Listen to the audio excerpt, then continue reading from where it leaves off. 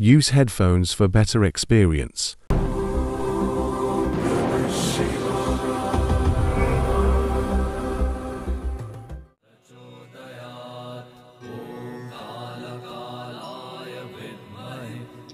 এই বিংশ শতাব্দীতে অন্তিম লগ্নে গলায় নীলকণ্ঠের মতো বিষ জড়িয়ে নিয়ে গল্পের উড়োজাহাজে চেপে গল্প ছড়াতে বেশ ভালো লাগে।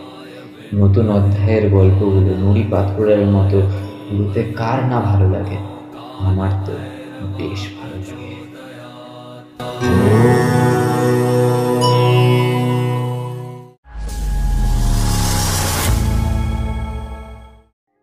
সিগারেট খাওয়াটা ছেড়ে দিয়েছি। আগে হয়তো খুব খেতাম, এখন আর খাই না। পারলে তোরাও ছাড়িস। চল, তোরা বরং একটা কাজ কর। অয়ন, শুভায়ু কেমন আছিস? ভালো আছিস? যা, তোরা গিয়ে ওপরে বস। আমি জাস্ট বাথরুম থেকে একটুখানি ফ্রেশ হয়ে তারপর আমি আসছি। কারণ দেখ, আমি কিন্তু আবার অন্ধকার থাকতে থাকতে কিন্তু বেরিয়ে যাব।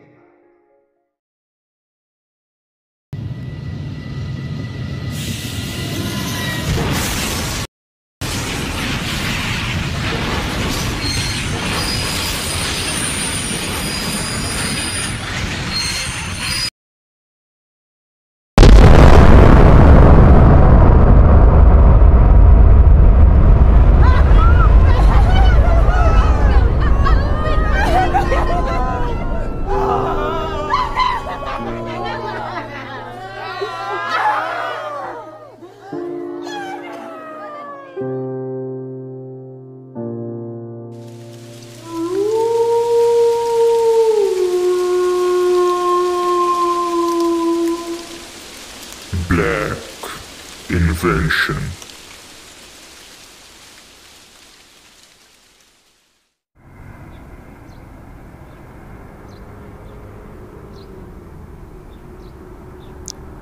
কিরে আবির, বারান্দায় অনেকক্ষণ ধরেই দেখছি ওইভাবে একলা একলা দাঁড়িয়ে রয়েছিস।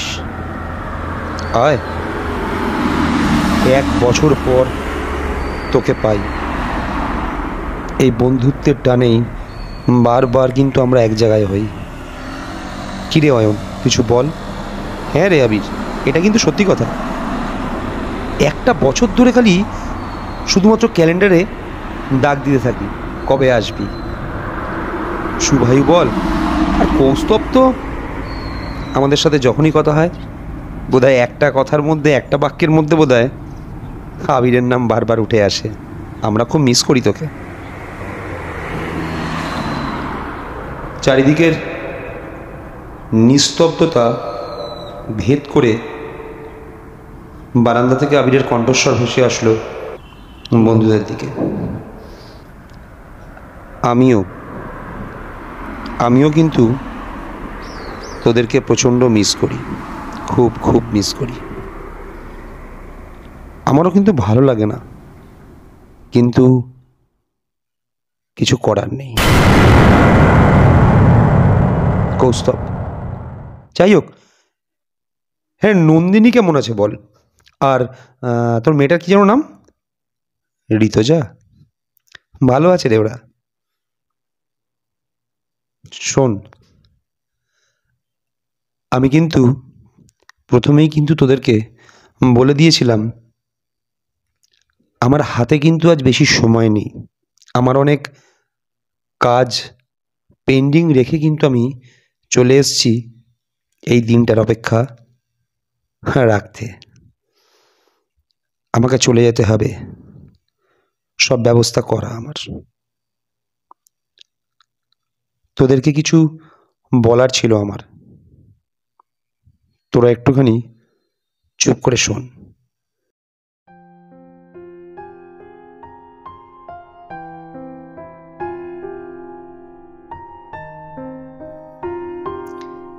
এখান থেকে চলে যাওয়ার পর নন্দিনীর সাথে কিন্তু বাকবিতণ্ডাটা বড্ড বেশি বেড়েই উঠেছিল। বেশিরভাগটাই কিন্তু তোরাও জানিস টাকা পয়সা নিয়ে। নানান রকমের কথা যেগুলো আমি আর সইতে পারছিলাম না, যার জন্যই কিন্তু আমি বেরিয়ে চলে গেছিলাম। জায়গাটা অনেকটা বড়, রাঁচি। কোথায় গিয়েছিলাম তা ওদেরকে কোনোদিনও জানতেও দিইনি। অনেক কষ্ট করেছি জানিস কৌস্তব, জানিস অয়ন, এক একটা দিন এক একটা রাত্রির কেটেছে। ঋতুজার মুখটা কিন্তু আমার ভেসে উঠেছে সব সময়, সব ক্ষেত্রে। সেই যন্ত্রণাগুলোকেও কিন্তু দুহাতে আঁকড়ে খালি শুধুমাত্র চেষ্টা করে গেছি কিভাবে দাঁড়াবো, জবাব দেব। তবে তোদের মতো বন্ধুদের, আর তোরাও চিনিস সত্যিই তার ফ্যামিলির ওপরে প্রচণ্ড বেশি কিন্তু আমি ডিপেন্ডেবল।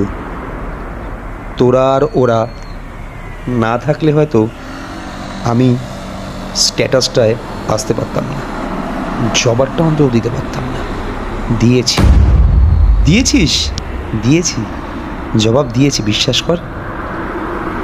সত্যি আবির, তুই যাই বলিস না কেন, অয়ন থেকে শুরু করে এই কৌস্তব, আমি পর্যন্ত কিন্তু বিশাল হ্যাপি। আর সত্যিই কেমন আছে? ভালো আছে, ওরা সবাই ভালো আছে। একদিনকে বলিস না আসতে? বলছি। কি বলছিস? সেটাই তো বলছি।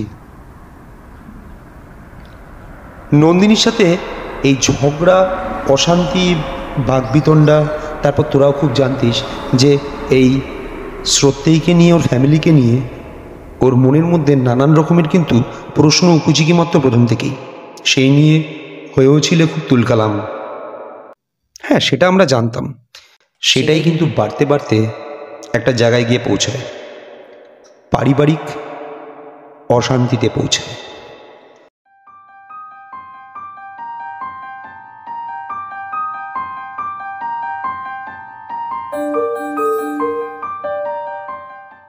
সেটাকেই মুছে দেওয়ার জন্য পুরোপুরি আমি ডিটাচ হয়ে গেছিলাম সেই সময়।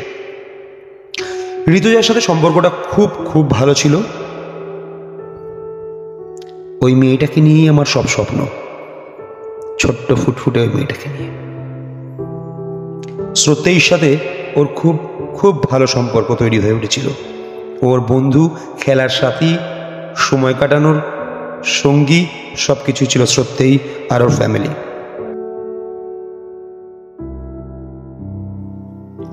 কিন্তু কোনো কিছুটাই মেনে নিতে পারছিল না নন্দিনী।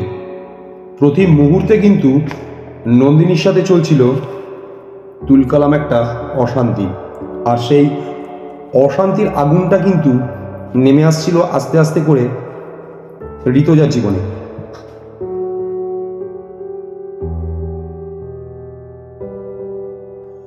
সব কিছু ঠেলে দূরে সরিয়ে দিয়ে হঠাৎ করে আবিরের এটাই মাথায় আসে যে ওর কলকাতায় যাওয়ার তারিখ নির্ণয় হয়ে যায়।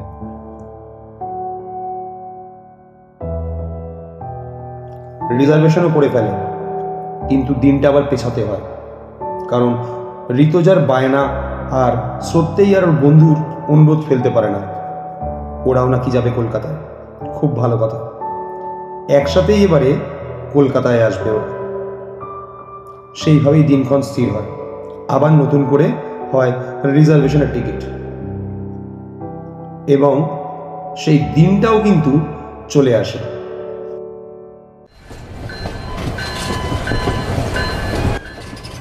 ঋতুজাকে নিয়ে, শ্রদ্ধেয়কে নিয়ে, আর শ্রদ্ধেয় সেই বান্ধবীকে নিয়ে ট্রেনে উঠে পড়ে লাগেজ নিয়ে। দারুণ লাগছিল সেই মুহূর্তটা।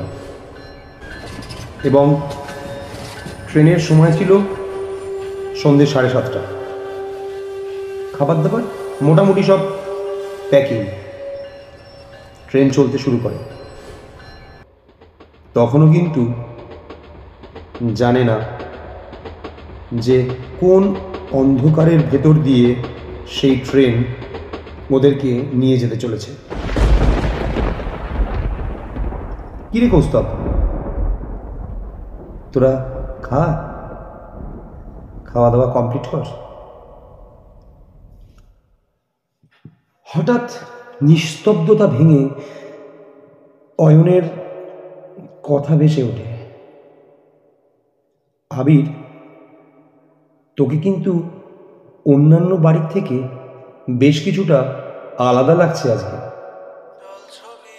কই না তো? হ্যাঁ রে, আমরা কিন্তু এটা সবাই কিন্তু ফিল করছি। কিরে কৌস্তব? হ্যাঁ, কিন্তু তুই কি বলতে চাইছিস আবির? অনেক কিছু, আজকে অনেক কিছুই বলতে চাইছি, যার জন্যই তো এত দূরে এত তাড়াতাড়ি তোদের কাছে ছুটে এসেছি কয়েকটা মুহূর্তের জন্য। বন্ধু চল রোদ্দুরে, মন কেমন মাঠ জুড়ে। যাই হোক, ট্রেন তো চলতে শুরু করলো। ধিকির ধিকির গতিতে আস্তে আস্তে করে তার গতি বাড়ানো শুরু করলো। বেশ গল্পের ছলেই চলছিল। স্রোতেই, ঋতুজা, আবির আর ওর স্রোতের বান্ধবী বেশ গল্প গুজব এটা সেটা করতে করতে সময় কাটাচ্ছিল ওরা। হঠাৎ করে এই কথার মাঝখানেই স্রোতেই আর স্রোতের বান্ধবী বলে ওঠে, আচ্ছা আবির, একটা কথা বলি তোকে। অনায়াসে কিন্তু তুই নন্দিনীকে নিয়ে আসতে পারতিস। হ্যাঁ আবির দা, তুমি তো নন্দিনীকে নিয়ে আসতে পারতে, দারুণ হতো কিন্তু জার্নিটা। আমরা 3টে বন্ধু এক জায়গায় থাকতাম। 3টে তো নয়, 4টে বন্ধু। ঋতুজাও তো আমাদের বন্ধুদের মধ্যেই এখন। আর তুমি তোমার মতো থাকতে, দেখতে অনেক কিছু ভুল ঠিক শুধরে গিয়ে একটা সুন্দর সম্পর্ক হয়ে যেত। কখনো হতো না, কখনো হতো না রে। তোরা ভুল ভাবছিস। যে জিনিসটা নিয়ে এত বছর ধরেও আঁকড়ে রয়েছে সেইটা কিন্তু কোনোদিনও ও এই জার্নির মাধ্যম দিয়ে ঠিক করতে পারতো না। পুরো লাইফটাই তো ওর সাথে জার্নি করছিলাম। কোনো কি কিছু ঠিক করতে পারলাম নাকি কেউ ঠিক করাতে পারল? ওর পরিবার নিয়ে ব্যস্ত, ওর কাছে ওর পরিবারই সব, আর ওর কাছে ওর অর্থ সম্পত্তিটাই সব। এর থেকে বেশি ফিলিংস ওর কাছে নেই। যাই হোক, ছাড় সত্যি। তোকে যেটা বলি শোন, এই সমস্ত নিয়ে আলোচনা করে শুধু শুধু মনটাকে ভারাক্রান্ত করার কোনো মানে হয় না। আর আমি মনে করি ঋতুজার সামনে এই সমস্ত আলোচনা না করাই ভালো। না না আবির, আমি সে কথা বলিনি। আচ্ছা ঠিক আছে, ছাড়। যাই হোক, বল কখন খাবি বল। রাত্রির কিন্তু 9টার দিকে প্রায় ছুঁই ছুঁই। বল তাহলে কি ঋতুজাকে বরং খাইয়ে দে, আমরা না হয় একটু পরেই খাবো। এই বলতে বলতেই হঠাৎ করে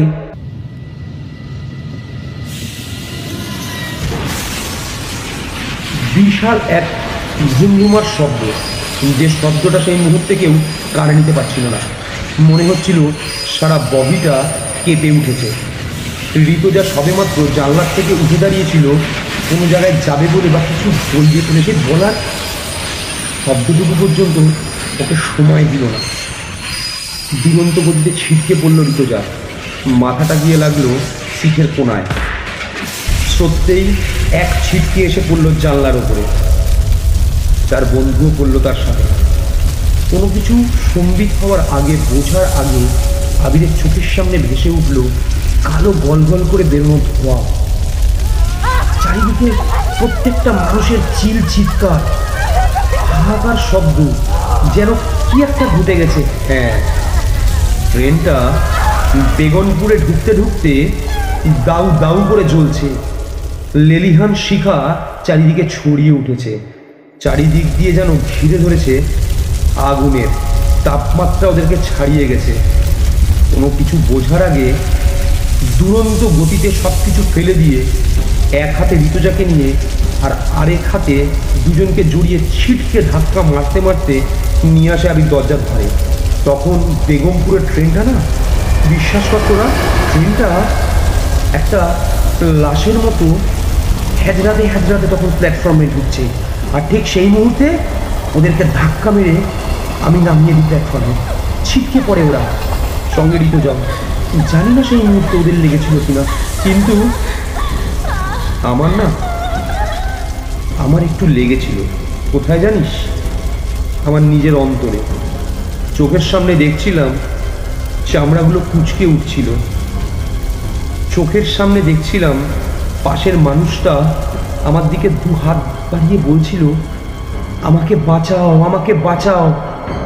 দাউ দাউ করে জ্বলছিল ওর পা থেকে মাথার চুল পর্যন্ত। আশেপাশের যত মানুষ ছিল তাদের নেওয়া যাচ্ছিল না সেই চিৎকার কৌস্তব। অয়ন, চোখের সামনে দেখেছি একটা ফুটফুটে সুন্দর বাচ্চাকে না তার মায়ের কোলে।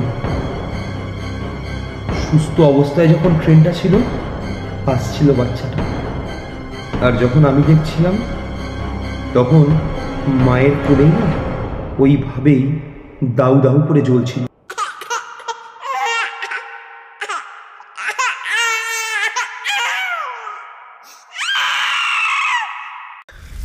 নিতে পারিনি রে, এই সমস্ত বেদনাটা না নিতে পারছিলাম না তখন সেই মুহূর্তে সেই জায়গায় দাঁড়িয়ে থেকে। খেয়ালও ছিল না আমারও চামড়া থেকে রোমকূপ তখন ওই দাবুদাহের হাত থেকে কিন্তু রক্ষা পায়নি। ছুঁয়ে ফেলেছে অলরেডি সেই আগুনের লেলিহান শিখা। চোখের সামনে সবাই তখন চেল্লাচ্ছে, আপনি ঝাঁপ দিন, আপনি বেরিয়ে আসুন, আপনি বেরিয়ে আসুন, ঝাঁপ দিন। হাতের সাথে হাতের ছোঁয়া লাগবে কি আবির হাতটাকে সরিয়ে নিয়েছিল সেই মুহূর্তে। আমার না আর ফেরা হলো না,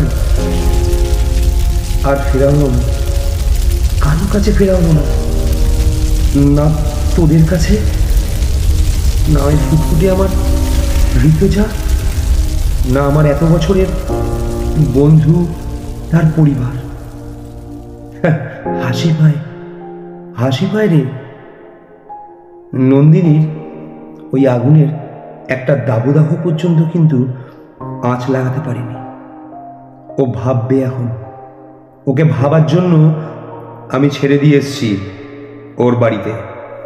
ও ভাবুক ওর পরিবারের সাথে। আর শ্রদ্ধেই মনে হয় আসার সময় দেখেছিলাম যে ওর জ্ঞান ছিল না। ব্যাস ওটাই আমার শেষ খালি চোখের চাওয়া ছিল। কখন যে শেষ পলকটা পড়ে গেছিল আমি কিন্তু টেরও পাইনি। শেষ পলক মানে আবির, হ্যাঁ, আমার আর কিন্তু ফেরা সত্যিই হলো না। আমি আর নেই, আমি আর নেই কৌস্তব, অয়ন, শুভায়ু। তোরা কিন্তু ভালো থাকিস। আর রণ, সবাইকে কিন্তু আঁকড়ে নিয়ে বাঁচিস। আমাকে মিস করবি? সেই গানটা যেটা আমরা সবাই গুনগুন করে গাইতাম, মিস করবি তো? আর ওরা, আমি জানি ওরা ভালো থাকবে, ওরা সবাই ভালো থাকবে রে। পারলে কোনোদিনও বেগমপুরে গেলে হয়তো কোথাও আমার শেষ হাসিটুকু তোরা খুঁজে পারি। আসি, আমার আর ফেরা হবে না। তোরা ভালো থাকিস।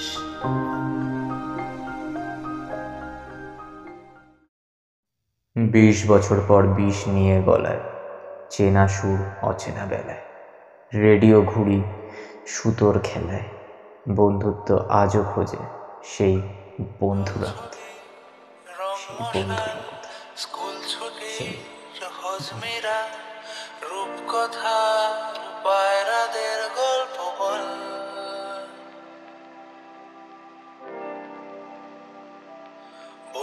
চল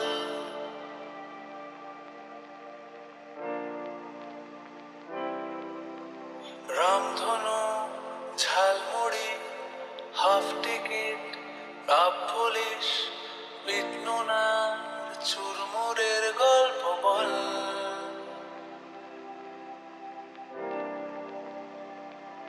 বন্ধু চল